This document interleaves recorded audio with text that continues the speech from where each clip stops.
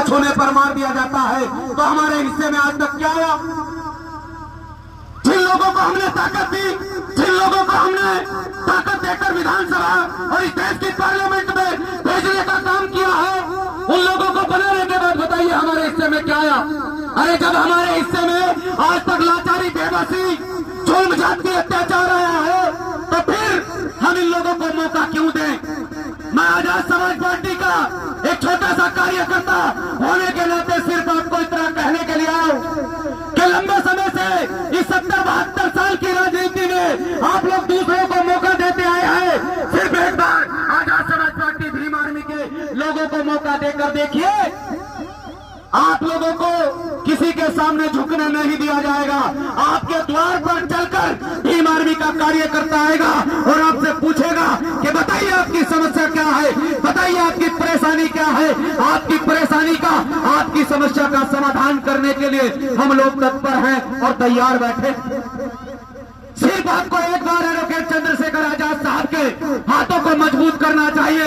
आपसे ज्यादा दूर नहीं है डाडापट्टी, आपसे ज्यादा दूर नहीं है ये छुटमलपुर, जहां से भाई चंद्रशेखर आजाद ने संघर्ष शुरू किया। और वो संघर्ष आज पूरे देश के अंदर आदरणीय एडवोकेट चंद्रशेखर आजाद के रूप में, एक आंदोलन के रूप में पूरे देश के अंदर वो संघर्ष बोल रहा है और आजाद समाज पार्टी को ताकत मिल रही है, मजबूती मिल रही।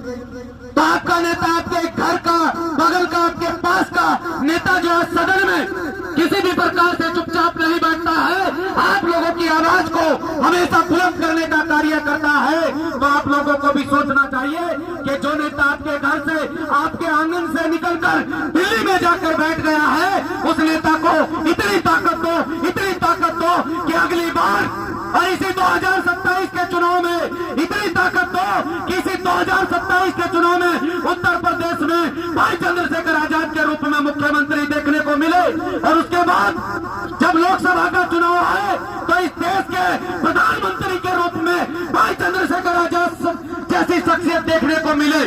क्योंकि यहाँ इस देश के अंदर नफरत के बीज बोए जा रहे हैं। लगातार हमारे लोगों को धार्मिक आधार पर बहकाया जाता है, हमारे लोगों को बरगलाया जाता है और हमारे लोगों को हमारे साथियों के खिलाफ तैयार किया जाता है। आप लोगों को समझने की आवश्यकता है।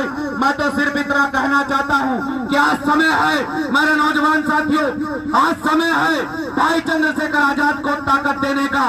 जिन लोगों को आपने ताकत दी, बताइए पिछले 5 साल में जिस रास्ते से मैं चलकर आया हूँ, मात्र 1 साल बचा है जिस रास्ते से मैं चलकर आया हूं, जब मैंने अपने लोगों के